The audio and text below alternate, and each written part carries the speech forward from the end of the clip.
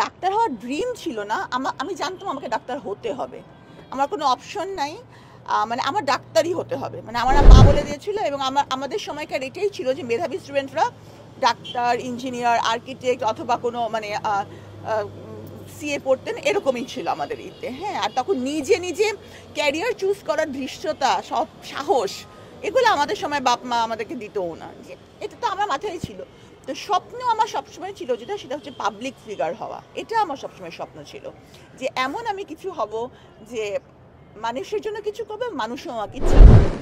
আসলে আমার যেটা মূল এই বিষয়ে মূল লক্ষ্য সেটা হচ্ছে ছিল, যেটা আমি বলবো সেটা হচ্ছে একদিন আমি সংসদে বসবো। তো এখন আল্লাহর ইচ্ছা, আমি জানি না সেই ইচ্ছা মৃত্যুর আগে এটা আমার সফল হবে কিনা আল্লাহ পাকি জানেন। মানুষকে সাহায্য করার জন্য আমাকে দিন রাত কাজ করতে হবে। আমাকে আসলে আইডেন্টিফাই করতে হবে যে মানুষের সমস্যাটা কী।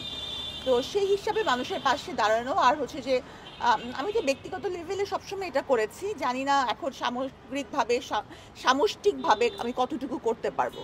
হ্যাঁ, কারণ আমি খুব বেশি যে আমার ওই থাকে না যে রাজনীতি করতে হলে কৌশলী হতে হয়, কিন্তু ওই কৌশলীটা আমি খুব একটা না। তো এটার জন্য হয়তো আমি জানি না যে কতদূর যেতে পারবো। কাজ করার অনেক লং ওয়ে টু গো।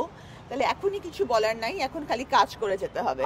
এভাবে তো ভাবিনি, প্রথম কাজ না, প্রথম থেকেই আমি সবগুলো কাজ, মানে সবগুলো অনিয়ম যেগুলো আছে, আর আরেকটা আছে পক্ষপাতিত্ব।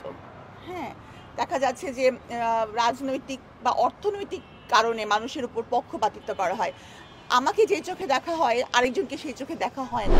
তো সেইটা দূর করাটাই সবচেয়ে সমতা।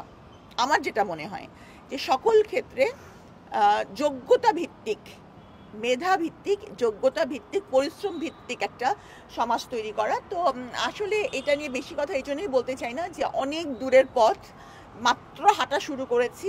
আর মানুষের সব স্বপ্ন যে সফল হতেই হবে এমনও কোনো কথা নাই।